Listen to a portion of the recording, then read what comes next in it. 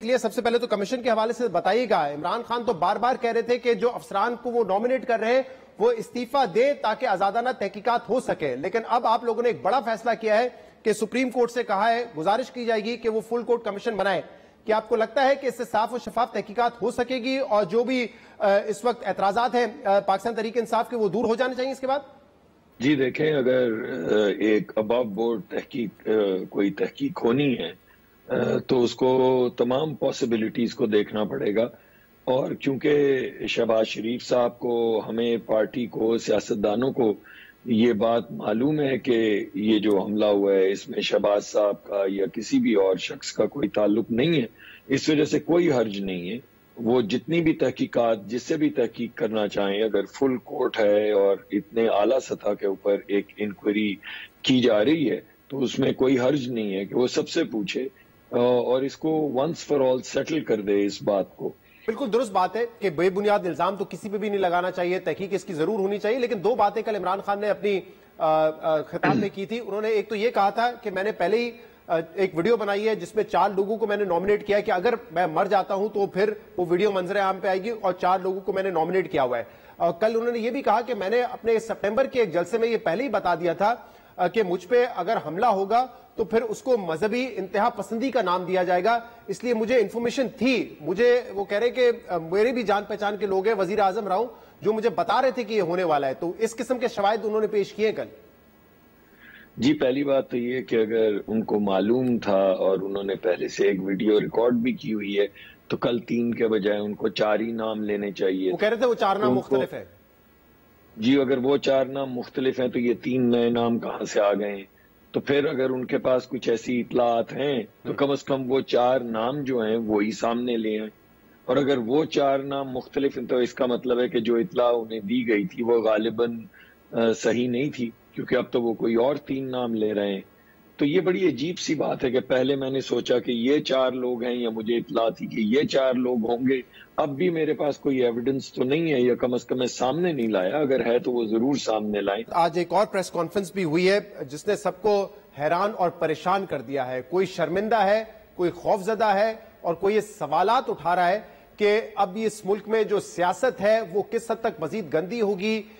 ہم پہلے ہی دیکھ چکے ہیں، کوئی آڈیو لیکس ہو رہی ہیں، کوئی کہہ رہا ہے ٹارچر ہو رہا ہے، کوئی کہتا ہے لوگ اٹھائے گئے، آپ اپنے دور میں بڑے شکوے کر چکے ہیں، لیکن اب جو اعظم سواتی صاحب نے آج بات کی ہے، انہوں نے بڑا رو رو کر بتایا ہے کہ ان کے گھر والوں کے ساتھ اس وقت کیا ہو رہا ہے۔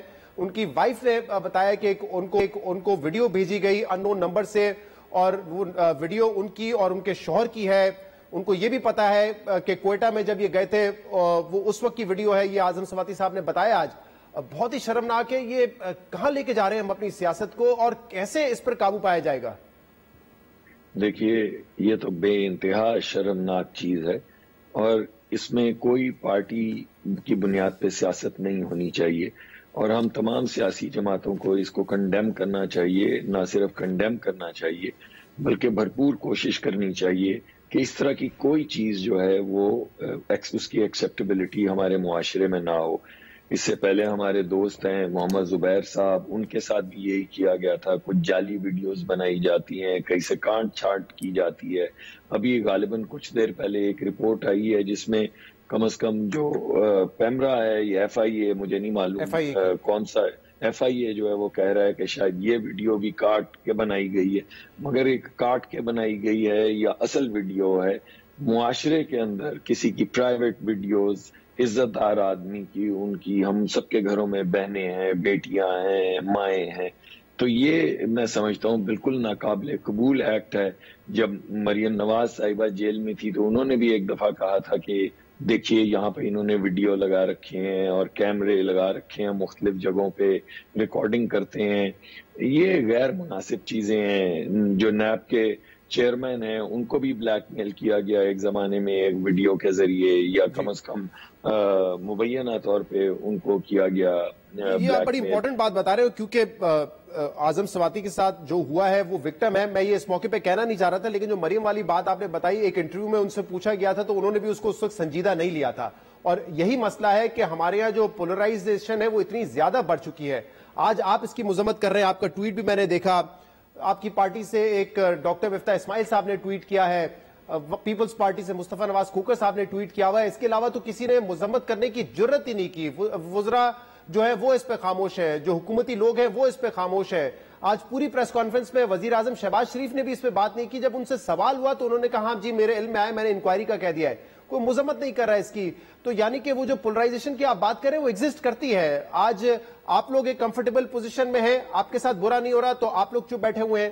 کل آپ کے ساتھ برا ہو رہا تھا تو آپ شور مچاتے تھے, اس وقت پی ٹی آئی خاموش تھی. آج پی ٹی آئی شور مچا رہی ہے کیونکہ ان کو لگتا ہے کہ ظلم صرف ان کے ساتھ ہو رہا ہے. تو یہ کیسے ختم ہوگی پولرائزیشن؟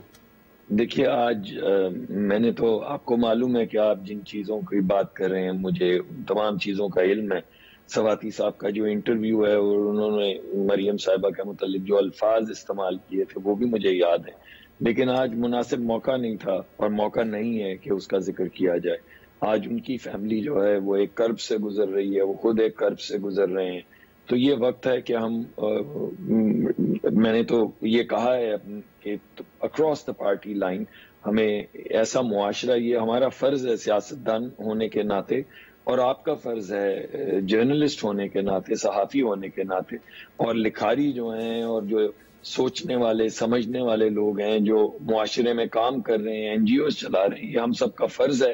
ہم سب کو اکٹھا ہو کے ان تمام چیزوں کو روکنا چاہیے. جعلی ویڈیوز لیکن ڈاکٹر صاحب اب دیکھیں نا, یہ ایک عجیب سی بات ہے کہ آج پریس کانفرنس ہوئی اور اس کے بعد جو ہے چند ہی گھنٹوں میں ایف آئی اے کا ایک پریس ریلیز آ جاتا ہے جس میں وہ کہتے ہیں کہ انٹرنیشنل فورنسک انالیسس ہم نے کر لیا ہے, ویڈیو فیک ہے, ویڈیو ایڈیٹڈ ہے اور ڈیپ فیک کا استعمال کیا گیا ہے. تو انہوں نے تو اس پہ 2-3 گھنٹے میں ہی جو ہے اپنی ایکسپلینیشن دے دی ہے. اب سمجھ نہیں آتا کہ اس ایکسپلینیشن کو فوری طور پہ مانا جائے یا نہ مانا جائے, اس کی مزید تحقیقات کروائی جائے, کیونکہ جو آڈیو لیکس چاہے وہ شہباز شریف صاحب کی ہوئی ہو بطور وزیر اعظم یا عمران خان صاحب کی آڈیو لیکس ہوئی ہو, 1 مہینے پہلے کہا گیا تھا کمیٹی بن گئی ہے, تحقیقات کریں گے, اس کی تحقیقات اس کی فورنسک سامنے نہیں آ رہی. یہ معاملہ 3 گھنٹے میں سامنے ایف آئی اے نے کہہ دیا کہ یہ تو جعلی ویڈیوز ہے.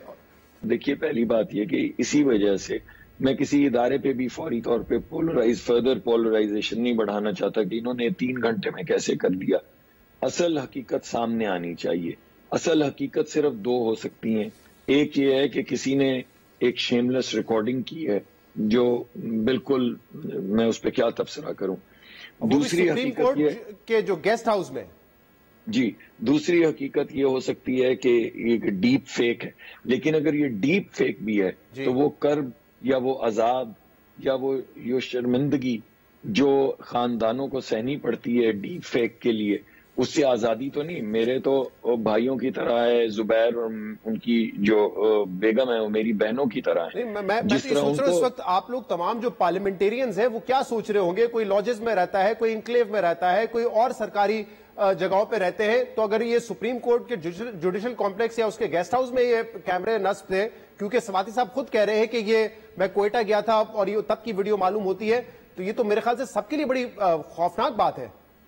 یہ خوفناک کے علاوہ مجھے لگتا ہے میرے خیال میں یہ ایک شیمفل چیز ہے.